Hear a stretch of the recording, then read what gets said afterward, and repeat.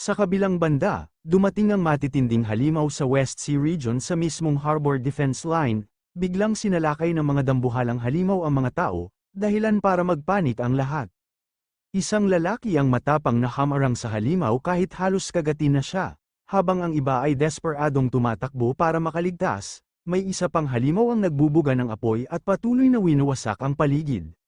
Sumigaw ang mga sundalo na nasa harapan na ang barko at kailangan ng tumakas ang lahat. Sinabi nila na kapag nakasakay na sa barko ay magiging ligtas na sila dahil hindi raw kayang lumangoy ng mga halimaw.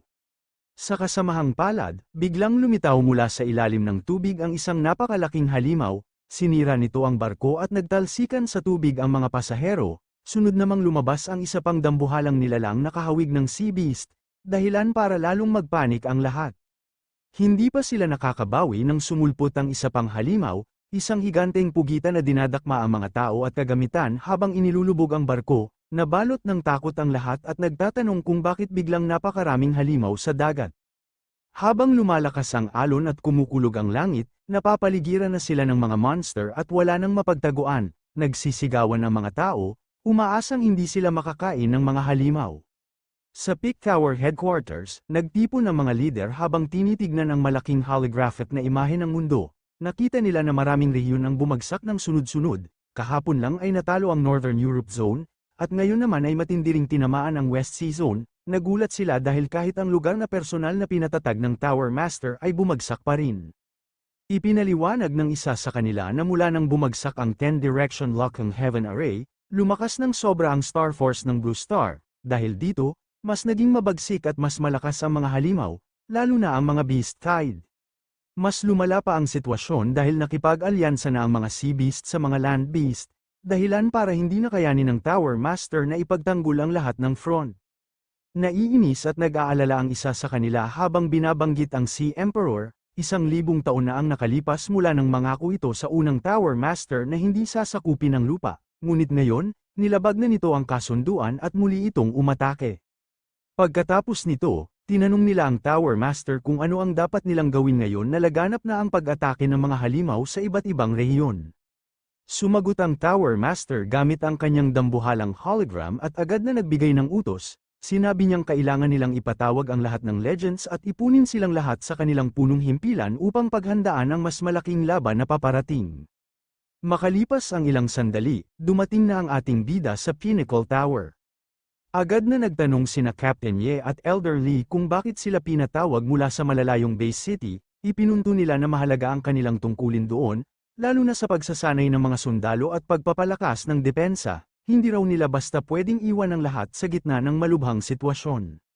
Sumagot si Yatikan, sinabi niyang wala nang saysay ang sipag o pag-aalala sa mga base city ngayon. Kung hindi sana nasira ang 10-direction Lock ng Heaven Array, hindi sana magkakaroon ng ganito kalakas at kabagsik na Beast Tide na sumisira sa buong mundo. Habang sinasabi ito, nagulat ang ating bida dahil ang tunay na ugat ng problema ay ang pagbagsak ng malaking protective formation, na siyang nagpaalam sa mga halimaw na lumakas ng sobra. Dagdag pa ni Yatikan, mas pinaigting pa niya ang akusasyon, ayon sa kanya, ang pagkawasak ng Northern Europe Region at ang kaguluhan sa West Sea Region ay resulta rin ng iisang kasalanan, ang pagbagsak ng 10-direction Lock ng Heaven Array. Dahil dito, sinabi niya ng diretsahan na ang lahat ng nangyayaring sakuna at pag-atake ng mga halimaw ay maituturo sa iisang tao o grupo na responsable sa pagkasira ng malaking formation. Sa madaling sabi, isinisisi ni Yatikan sa kanila ang malawakang pagkawasak ng mga rehiyon. Biglang nagalit ang isa sa mga lalaki, hindi na niya napigilan ang sarili at sumigaw pabalik. Sinabi niyang wala silang karapatan na sisihin sila, lalo na't si Yatikan ay matandang duwag, na tumakas para mamuhay ng komportable habang sila ang naiwan para protektahan ang mundo. Ipinaliwanag pa niya na sila ang nagbantay sa 10-direction Lock ng Heaven Array sa loob ng daan-daang taon, at sa tagal na yun, napakarami na nilang halimaw na napatay, enough para maging bundok, hindi sila kailanman nagreklamo sa bigat ng tungkulin. Galit na galit niyang idinagdag na kung hindi sila pinagkaaitan ng supplies ng Peak Tower taon-taon, hindi sana nakahanap ng siwang ang mga halimaw para makalusot, kaya ang sinasabi niyang dapat mag-reflect at umamin ng kasalanan ay hindi sila, kundi ang mga taong nananahimik pero sila pala ang tunay na nagkulang. Sinabi ng Drunken Immortal na kahit ano pa ang dahilan, nasira na ang array, at kailangan nilang akuin ang responsibilidad. Sarkastikong sinabi ni Captain Ye na kung hindi nila pinotektahan noon ang Drunken Immortal, isa lang itong mahina at madaling apihin na titled rank. Tapos, tinanong pa niya ng seryoso ito na may panunuya kung lumakas na ang loob nito kaya pati salita nito ay tumitigas na rin. Nagbiro ang ating bida na sasama siya kung babagsakin nila ang Peak Tower, kaya agad siyang napagsabihan ng Tower Master na huwag nang mag-udyok ng gulo. Ipinaliwanag ng Tower Master na lahat ng legend ay may pananagutan sa nangyari, at lalo na yung bahagi na dapat pinoprotektahan ni Legend Ye. Pagkatapos, sinabi niyang may dalawang problema ngayon. Isa, gumagawa si Zuo Shan ng spatial tunnel para mailikas ang mga taga-West Sea. Dalawa, kailangan ng legend na magbantay para pigilan ang Beast Tide. Sa huli, inutusan niya si Legend Ye na pamunuan ang dati niyang mga tauhan kasama si Spring para ayusin ang sitwasyon. Sumang-ayon si Captain Ye na may paggalang at sinabing hindi nila pababayaan ang misyon. Nagtaka naman dito ang ating bida, kaya nagtanong siya kay Yat Ikan kung anong araw ang Zuo Shan na tinutukoy nila. Ipinaliwanag ni Yat Ikan na si Zuo Shan ay ang alaga o mount ng Tower Master, mataas ang cultivation nito at marunong sa batas ng espasyo, kahit hindi ito magaling makipaglaban, napakalakas ng kapangyarihan nito, kaya nitong maglipat ng bundok at punuin ang dagat, dahil pati si Zuo Shan ay ginagamit na, ibig sabihin ay napakatindi na talaga ng sitwasyon. Ipinaliwanag ng Tower Master ang ikalawang problema. Patuloy na umatake ang mga halimaw mula sa dagat sa West Sea, kaya kailangan ng isa pang legend rank na puwersa para bantayan ang baybayin. Importante ito para hindi masira ang spatial tunnel na ginagawa ni Zuo Shan, lalo na't pwedeng atakihin mula sa magkabilang panig. Inatasan niya sina Yat Ikan at Drunken Immortal na sila ang bahala sa depensang ito. Pagkatapos, tinanggap ng dalawang ang utos ng Tower Master. Pagkatapos nito, biglang tumawag si Zhang kay Spring. Ipinahayag ni Zhang na matagumpay na niyang na-restore ang bond contract at dahil dito, anumang pagtaas ng lakas ng Master ay automatikong maibabahagi sa pet. Natuwa ang ating bida at sinabi niyang malaking tulong ito sa paparating na labanan sa West Sea. Pero habang nagsasalita siya, bigla na lamang naputol ang linya ni Zhang habang sumisigaw ito. Nagulat naman si Spring at nag-alala ito sa kalagayan ni Zhang. Dahil dito, nagtanong agad ang kanyang mga kasama kung ano ang nangyari sa kanya. Naramdaman ni Spring na may malaking nangyari sa Holy Light Bay City, kaya sinabi niyang kailangan niyang bumalik agad doon. Sinabihan ng ating bida na mauna na si Captain Ye na pumunta sa West Sea Region, at susunod na lang siya kapag naasikaso na niya ang kanyang problema. Ngunit sinabi ni Captain Ye na huwag mag-alala, kaya na nila ang sitwasyon sa West Sea, kaya dapat unahin ni Spring ang sarili niyang mahalagang bagay. Sa Holy Light Bay City, partikular sa Tianlong Academy Research Center, biglang nagkaroon ng malaking pagsabog at sunog. Nagkagulo ang lahat dahil biglang sumulpot ang maraming halimaw. Isa sa mga halimaw ay isang iron-spined earth dragon beast, at mabilis nitong sinalakay ang mga tao sa loob ng gusali. Si Zhang, na nasa loob ng research center, ay isa sa mga unang naipit sa pag-atake. Habang bumabagsak ang debris at sumisilip ang mga halimaw, nagmamadaling tumakbo ang mga tao, pero marami ang agad na nasugatan at napatay. Lumalala ang sitwasyon dahil dumadami pa ang mga halimaw at mabilis nilang sinisira ang buong lugar. Habang umaandar ang proseso, umabot na ito sa 89% ang pagkopya ni Zhang sa mga teknik sa computer.